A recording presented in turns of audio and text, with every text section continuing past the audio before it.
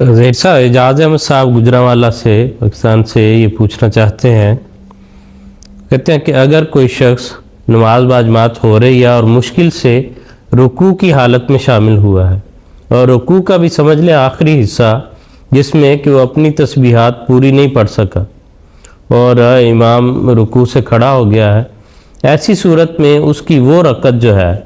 وہ شمار ہوگی یا اس کو بعد میں پڑھنا چاہیے؟ کیونکہ رکعت کے شمار کے لیے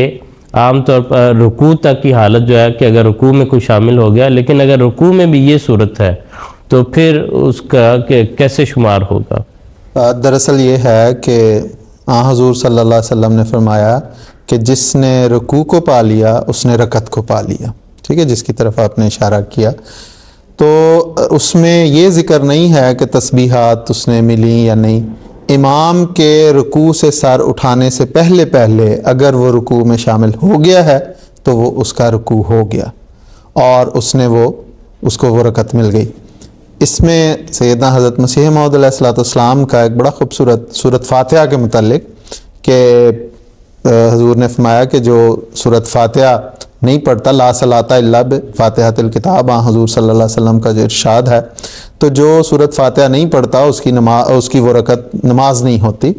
تو کسی نے پوچھا کہ اگر کوئی شخص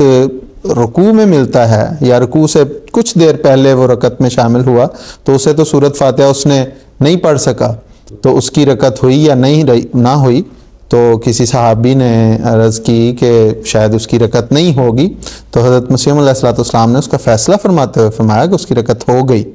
اگر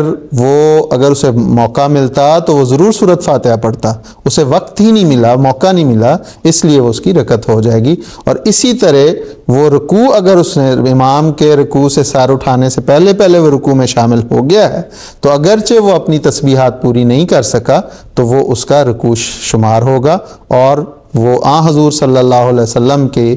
ارشاد کے مطابق، آپ کے فرمان کے مطابق کہ اس نے چونکہ رکوع کو پا لیا، اس کی رکعت بھی ہو گئی۔